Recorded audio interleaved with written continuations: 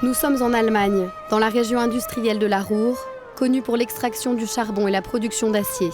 Une zone pauvre, au taux de chômage élevé, est confrontée à une arrivée massive de migrants ces 2 dernières années. De nombreux réfugiés kurdes du nord de la Syrie vivent aujourd'hui ici. Parmi eux, une famille que nous avons déjà rencontrée en 2015, à l'est de la Roumanie.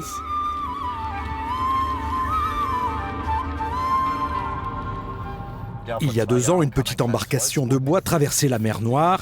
À son bord, 70 réfugiés syriens traversant la Turquie vers la Roumanie.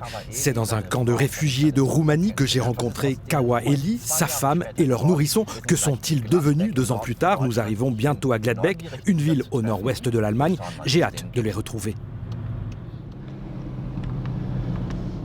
Mais avant ces retrouvailles, remontons quelque peu le temps. Été 2015, les agences de presse envoient de premières alertes sur un bateau chargé de réfugiés sur la mer Noire.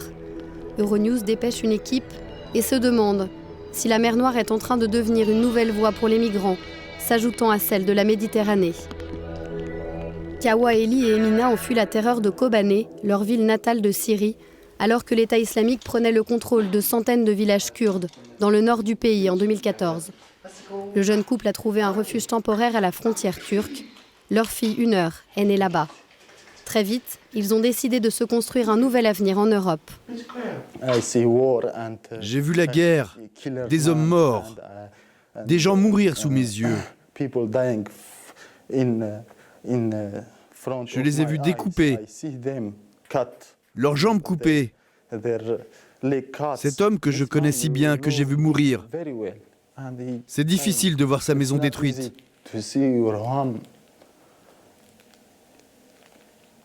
Parti en fumée, en une fraction de seconde.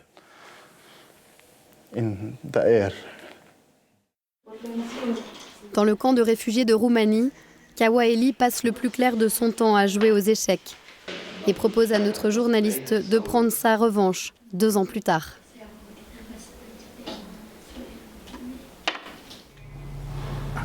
Par une froide journée de ce mois de décembre, nous retrouvons donc Kawa Eli à Gladbeck en Allemagne, dans son nouvel appartement. Il vit aujourd'hui avec sa femme et sa fille, dans cette ville de 77 000 habitants qui compte quelques 1200 réfugiés.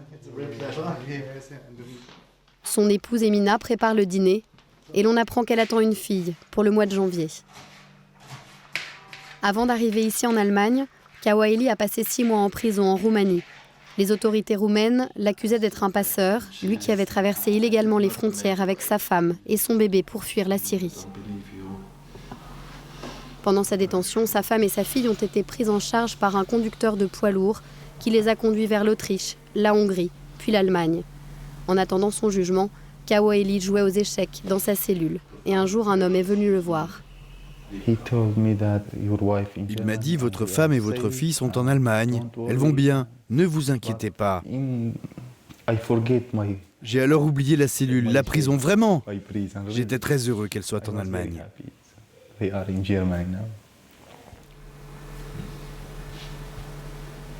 Les juges roumains ont finalement estimé que Kawa Eli n'était pas un trafiquant d'êtres humains, mais pour avoir traversé illégalement la frontière, il a dû payer 6 000 lei, soit environ 1 300 €.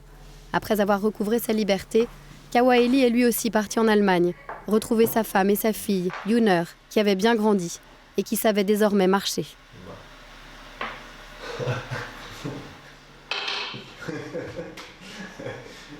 Elle me regardait et disait « Oh, elle me demandait « Papa ?» Elle est restée 2 ou 3 minutes sans bouger.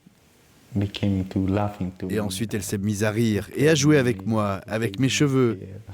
Le moment le plus fort, c'est quand on lui a dit « Viens vers papa » et qu'elle s'est mise à courir vers moi. C'était un moment extraordinaire. Le regroupement des familles est l'une des procédures les plus courantes dans la protection des réfugiés en Europe. Emina se souvient avec émotion de ce moment de joie quand elle a su qu'elle allait revoir son mari. Ce fut ma première joie d'apprendre que mon mari allait sortir de prison. Et la deuxième, quand je l'ai vu de mes propres yeux, à la gare en Allemagne. Au début, je n'arrivais pas à croire qu'il allait vraiment arriver ici. C'était tellement génial de se retrouver. Quand le train est arrivé, je n'ai pas vu Kawaeli en premier, mais ses valises que je connaissais bien. J'ai vu les valises et j'ai été submergée d'émotions. C'était bien la réalité. Kawaeli était bien de retour. Il arrivait vraiment. Je l'ai compris en voyant ses valises. J'ai commencé à courir et ensuite il est apparu pour de vrai. Je l'ai serré contre moi. Au départ, la famille a été placée à l'est de l'Allemagne, mais de nombreux proches ont été déplacés à l'ouest. Alors Emina et Yuner ont suivi eux aussi. L'adjoint au maire de Gladbeck nous explique cette situation courante. Ici à Gladbeck, en particulier pendant l'été 2016, nous avons remarqué que les réfugiés que nous avions enregistrés en Allemagne avaient quitté en masse l'est du pays vers la Ruhr à l'ouest, vers Gladbeck. Ils ne se sentaient pas vraiment en sécurité à l'est. Et pourtant, quand on regarde le taux de chômage, l'est de l'Allemagne est mieux loti que la région de la Ruhr. Pour faciliter l'intégration de sa famille dans la société allemande, Kawaeli s'est procuré quelques adresses de structures pour la petite enfance. Parmi elles, une maternelle chrétienne dirigée par une communauté religieuse locale. Yuner aimerait jouer avec d'autres enfants, mais elle ne peut pas car il n'y a pas de place pour elle dans cet établissement pour l'instant. Gladbeck a dû gérer l'arrivée soudaine de 150 petits réfugiés et a décidé de lancer la construction d'une nouvelle garderie. Je suis sûr que ma fille ira facilement vers les autres.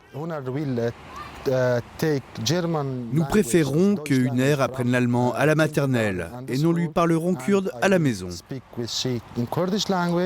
Nous sommes allés à la maternelle, mais ils n'ont pas pu encore accueillir Yuner parce qu'elle a 2 ans et qu'ils prennent les enfants à partir de 4 ans. Jusqu'à présent, la famille ne s'est pas encore fait d'amis allemands. La plupart de leurs relations se sont tissées au sein de la communauté kurde. Un grand nombre de réfugiés syriens de Kobané, la ville natale de Kawaeli, vivent ici. Loin des caméras, certains officiels allemands parlent d'une génération perdue. Des réfugiés qui ne trouveront un emploi que dans 5 ou 10 ans au mieux. J'ai une question bien précise à vous poser. Y a-t-il suffisamment de cours de langue ou les listes d'attente sont-elles longues? Les temps d'attente sont longs. Il n'y a aucune autre façon de gérer ça. Entre l'été 2015 et jusqu'à cet été, nous avons connu une situation difficile. Quand 1 ou 2 millions de personnes arrivent dans un pays, il est impossible de tout faire avancer juste en appuyant sur un bouton magique. Nous devons d'abord développer petit à petit les structures administratives. Gladbeck est devenue une ville pendant la révolution industrielle quand des dizaines de milliers de migrants sont arrivés de Pologne. Aujourd'hui, elle est appelée à grandir encore avec l'arrivée de Kawaeli et des autres réfugiés. En ce moment, je pense seulement à prendre des cours d'allemand et des leçons de conduite. Dans les 5 années à venir, je pense que ce serait bien d'avoir un instrument de musique et de m'occuper de ça. Je vais rester ici en Allemagne si l'on m'y autorise. Ce matin-là, Yuner ne cache pas sa joie. Elle a retrouvé Mia et Julie, ses amies du square, pour aller faire du manège. Un moment de rire et d'insouciance offert par la grand-mère des petites filles allemandes. Un petit pas vers l'intégration de Kawaeli et sa famille en Allemagne.